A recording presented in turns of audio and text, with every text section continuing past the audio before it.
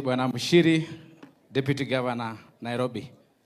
Familia ya Sakaja, kanisa, viongozi wakiongozwa na Governor Sakaja, host Governor Natembea na Governor jirani Wesley, na wananchi waliokuja kwa hii sherehe ya Mama Emily.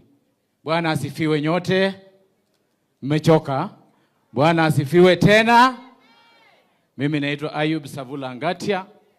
Mimi ni mtoto wa pasa na nilipatizwa kule River Jordan penye Yesu Kristo alipatizwa. Mimi najua mmechoka, sitakuwa na maneno mengi.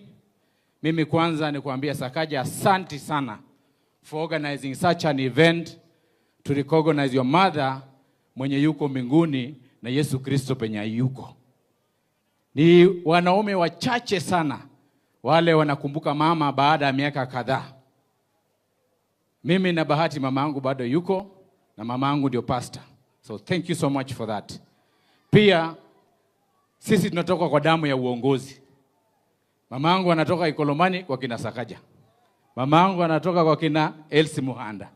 Mama Mudavadi anatoka kule Ikolomani. Same place. Sisi tunatoka kwa uongozi.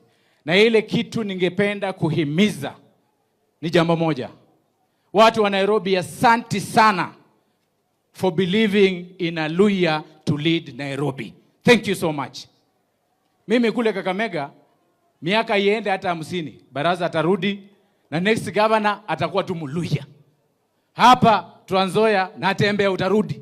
Lakini next governor will just be a Luhya. The only unique area is in Nairobi where we have gotten opportunity a Luhya serving as a governor.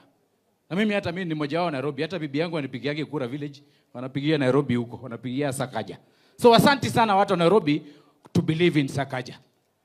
Jambo lingine la maana, Mheshimiwa Mugabe umeongelea hapa, hii maneno ya 2032. Mtu asidanganye nyinyi ati ya 2032 taongea 2032. Lazima tupange from now.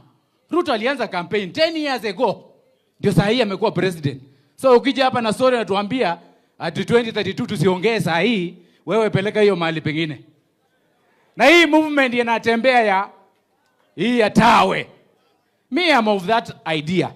Lakini I want it structured like this. Sisi Waluhya, we are number 2 in population of this country.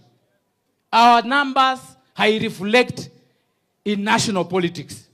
The highest Mluhya ameenda vice president, deputy prime minister.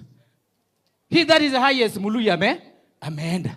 Saa hii tuseme tawe kwa kabila ingine. 2032 lazima Mluhya ingie president pale. Na msiniambie Natembea usimame wachia Sakaja, Sakaja usimame achia Wetangula, Wetangula usimame achia Musalia. Hii si kitu ya kuachia mtu. Hata demu naweka effort kutune. Hii si kitu ya kuachia mtu. Hata demu naweka effort.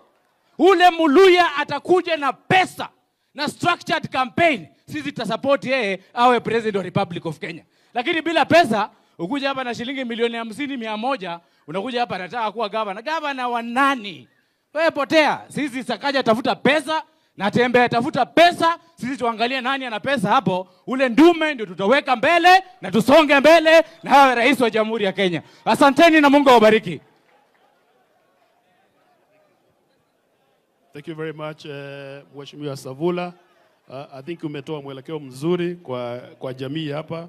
Nafikiri wataketi, wataangalia, watafikiria, wataamua. Na hiyo ni mambo ya kuelekea mbele. Sasa tukielekea, kwa sababu naona muda bado unaendelea,